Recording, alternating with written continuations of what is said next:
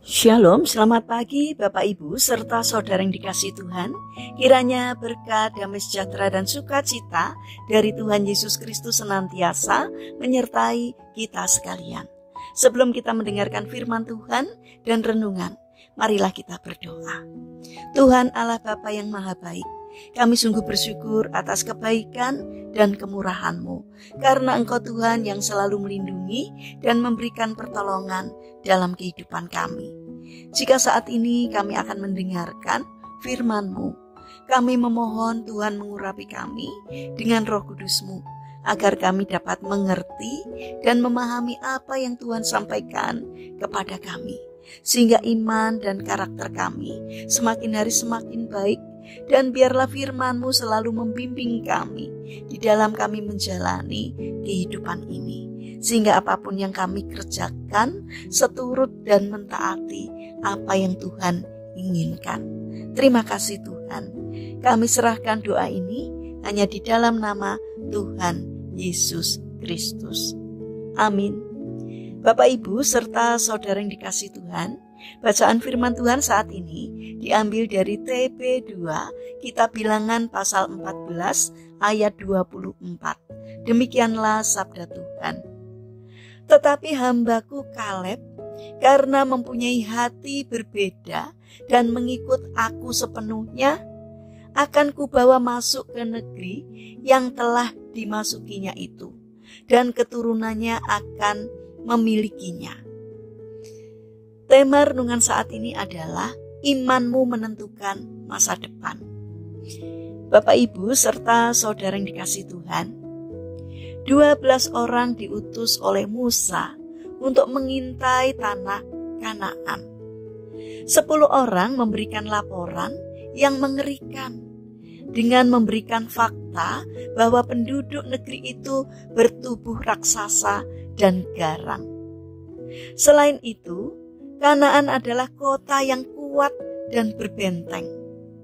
Kemudian mereka menyimpulkan bahwa bangsa Israel tidak mungkin bisa mengalahkan mereka. Seluruh rakyat menjadi takut dan ingin kembali ke Mesir. Namun Kaleb dan Yosua berusaha menenangkan mereka, dan mereka berkata, "Negeri yang kami lalui adalah luar biasa baiknya. Janganlah takut, mereka akan kita telan habis. Tuhan menyertai kita." Dengan demikian, kita dapat menyimpulkan bahwa dari situasi dan fakta yang mereka lihat di tanah Kanaan, melahirkan dua sudut pandang yang sangat berbeda.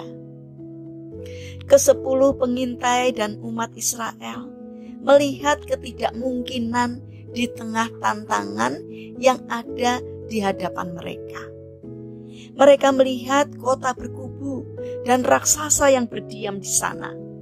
Sementara itu Kaleb dan Yosua melihat kemakmuran dan tanah berlimpah susu dan madunya yang dijanjikan oleh Tuhan, sehingga mereka memiliki satu semangat untuk maju menghadapi tantangan yang ada dengan kuasa Tuhan.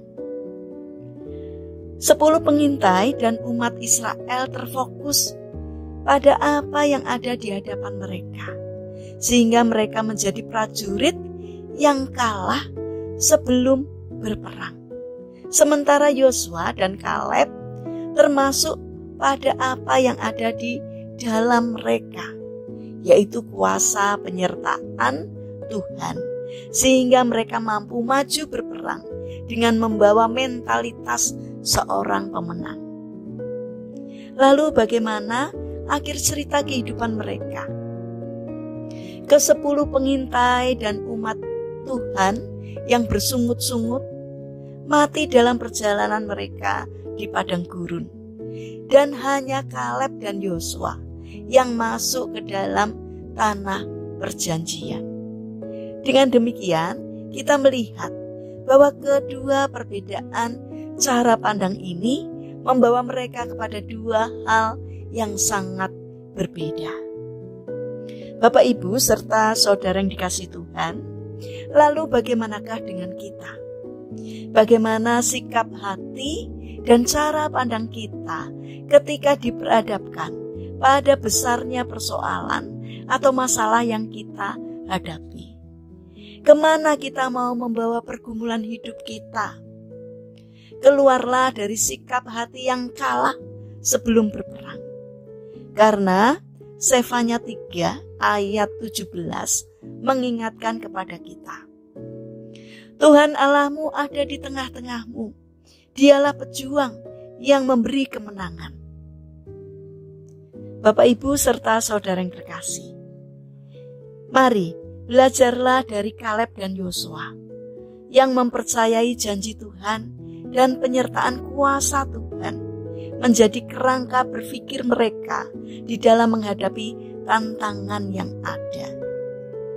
Jangan biarkan hidup kita berputar-putar di padang gurun persoalan dan mati binasa seperti nasib yang dialami 10 pengintai dan umat Israel.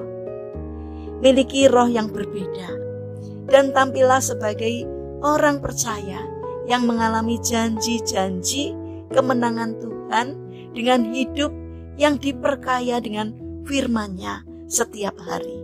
Sehingga ketika badai datang menerpa, firman-Nya menjadi sauh yang kuat.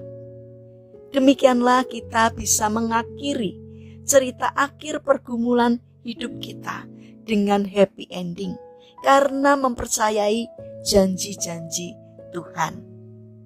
Bapak, Ibu, serta saudara yang terkasih, mari kita bangun karakter mempercayai janji-janji penyertaan Tuhan. Karena Tuhan tidak pernah mengingkari janjinya. Imani dan alami akan cinta kasih Tuhan dan nikmatilah berkat-berkat-Nya. Mari kita berdoa. Tuhan Yesus yang Maha Baik, kami yakin kekuatan yang Engkau berikan kepada kami memampukan kami dapat mengatasi setiap permasalahan yang kami hadapi. Bapa yang penuh kasih, saat ini kami teringat kepada saudara-saudara kami yang mengalami sakit.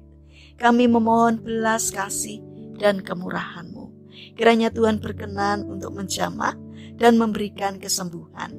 Kami juga mendoakan bagi mereka yang mengalami permasalahan dan kesulitan hidup. Kiranya Tuhan berkenan hadir untuk menolong mereka.